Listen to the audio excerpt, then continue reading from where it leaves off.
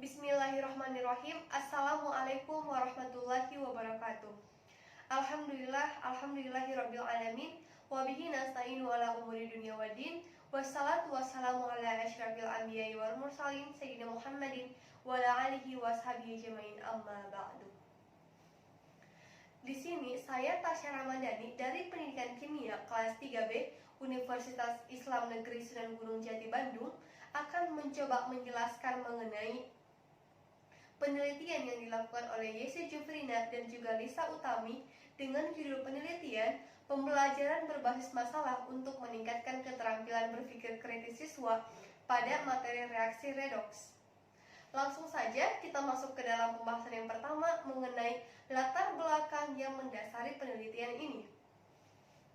Nah, berdasarkan hasil wawancara yang dilakukan oleh peneliti terhadap guru SMA Negeri 2 Sawah Lunto yang mengampu mata pelajaran kimia, diperoleh hasil bahwa masih banyak siswa yang memiliki nilai ulangan harian di bawah nilai KKM, di mana nilai KKM yang ditetapkan oleh sekolah terhadap mata pelajaran kimia sebesar 75.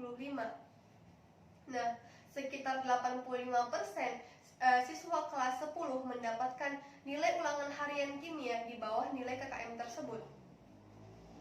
Nah, peneliti menyebutkan bahwa faktor yang mempengaruhi hal tersebut yang pertama yaitu proses pembelajaran kimia yang diterapkan masih bersifat teacher centered, di mana proses pembelajaran berpusat kepada guru. Faktor yang kedua, kurangnya pemahaman siswa terhadap materi pembelajaran kimia yang diberikan. Kemudian faktor yang ketiga yaitu proses siswa memiliki keterampilan berpikir kritis yang masih rendah. Nah, oleh karena itu peneliti memberikan solusi terhadap permasalahan yang tadi untuk mengetahui bagaimana peningkatan pembelajaran siswa jika menggunakan sistem berbasis masalah. Nah, di mana sistem berbasis masalah ini memiliki beberapa keunggulan. Keunggulannya itu yang salah satunya yaitu siswa mampu meningkatkan berpikir kritisnya mengenai permasalahan-permasalahan yang diberikan di awal, sehingga siswa berpikir bagaimana cara memecahkan permasalahan yang telah diberikan. Nah, oleh karena itu penelitian ini bertujuan untuk mengetahui peningkatan berpikir kritis siswa dengan menggunakan metode pembelajaran yang berbasis masalah dalam materi reaksi redoks. Pembahasan kedua mengenai metode penelitian, di mana peneliti menggunakan metode kuasi eksperimen karena peneliti tidak mampu mengontrol semua variabel yang mungkin dapat memengaruhi keterampilan berpikir kritis siswa. Adapun desain penelitian yang digunakan yaitu non-equivalent design control group. Nah, di mana penelitian ini dilakukan di SMA Negeri 2 Sawah Lunto pada semester genap tahun ajaran 2014-2015 pada kelas 10 yang berjumlah 4 kelas dengan jumlah siswa 100 orang. Nah, sampel yang digunakan dalam penelitian ini berupa 2 kelas yang berasal dari kelas 10.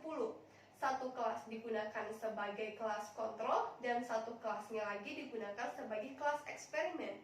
Nah, populasi dalam penelitian ini yaitu semua siswa di SMA Negeri 2 Sawah Lunto. Nah, instrumen yang digunakan untuk menguji atau mengetahui keterampilan berpikir kritis siswa sebelum dan sesudah pembelajaran yaitu soal berupa 5 nomor yang berbentuk uraian, di mana masing-masing soal ini berkaitan dengan indikator penilaian dari berpikir kritis itu sendiri, di mana terdapat 5 indikator pencapaian, yaitu yang pertama mensintesis, yang kedua menganalisis, yang ketiga memecahkan masalah, yang keempat mengambil kesimpulan, dan yang kelima mengenai evaluasi. Sebelum digunakan, harus dilakukan uji validasi terhadap validator ahli. Kemudian dilakukan uji coba untuk mengetahui validasi, reliabilitas, tingkat kesukaran soal, dan juga daya pembeda soal. Yang akan kita bahas mengenai hasil penelitian dan juga kesimpulan. Berdasarkan penelitian ini diperoleh hasil sebagai berikut. Yang pertama, nilai pretest dan nilai post-test siswa baik itu dari kelas kontrol maupun kelas eksperimen diperoleh bahwa nilai post-test siswa lebih besar daripada nilai pretest.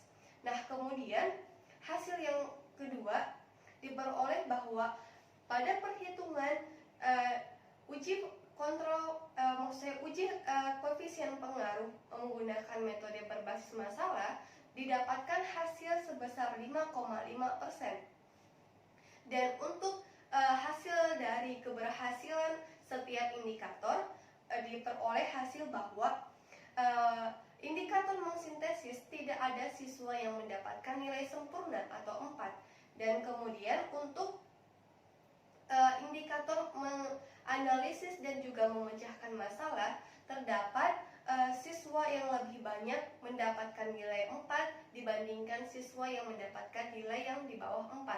Dan untuk indikator menyimpulkan dan juga mengevaluasi, terdapat siswa yang lebih banyak mendapatkan nilai di bawah 4 dibandingkan siswa yang mendapatkan nilai 4. Adapun kesimpulan yang diperoleh dari penelitian ini, yang pertama, proses pembelajaran menggunakan metode berbasis masalah mampu meningkatkan kreativitas atau mampu meningkatkan keterampilan berpikir kritis siswa pada materi reaksi redoks. Dan kesimpulan yang kedua diperoleh bahwa terdapat pengaruh yaitu sebesar 5,5% menggunakan metode pembelajaran berbasis masalah. Nah, mungkin itu yang bisa saya sampaikan pada kesempatan kali ini. Mohon maaf bila masih terdapat banyak kekurangan. Saya undur diri. Saya akhiri dengan ucapan wabillahi taufiq wal hidayah. Wassalamualaikum warahmatullahi wabarakatuh.